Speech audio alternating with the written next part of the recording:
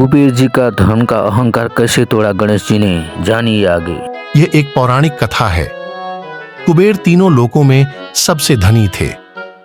एक दिन उन्होंने सोचा कि हमारे पास इतनी संपत्ति है, लेकिन कम ही लोगों को इसकी जानकारी है। इसलिए उन्होंने अपनी संपत्ति का प्रदर्शन करने के लिए एक भव्य भोज का आयोजन करने की बात सोची। उसमें तीनों लोकों के सभी देवताओं को आमंत्रित किया गया। भगवान शिव उनके इष्ट देवता थे, इसलिए उनका आशीर्वाद लेने वह कैलाश पहुंचे और कहा, प्रभु, आज मैं तीनों लोकों में सबसे धनवान हूं। यह सब आपकी कृपा का फल है। अपने निवास पर एक भोज का आयोजन करने जा रहा हूं। कृपया आप परिवार सहित भोज में पधारने की कृपा करें। भगवान शिव कुबेर के मन का अहंकार ताड़ गए। बोले, वत्स, मैं कहीं बाहर नहीं जाता। कुबेर गिड़गिड़ाने लगे, भगवान, आपके बगैर तो मेरा सारा आयोजन बेकार चला जाएगा।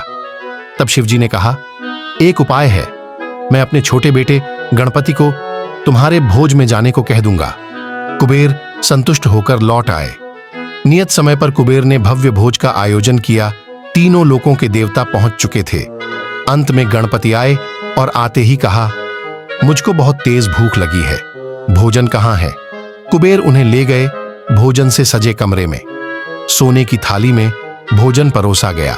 क्षण भर में ही परोसा गया सारा भोजन खत्म हो गया। दोबारा खाना परोसा गया, उसे भी खा गए। बार बार खाना परोसा जाता और क्षण भर में गणेश जी उसे चट कर जाते।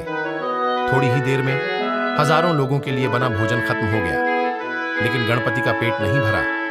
वे रसोई घर में पहुंचे और वहां रखा सारा कच्चा सामान भी खा गए। तब भी भूख नहीं मिटी।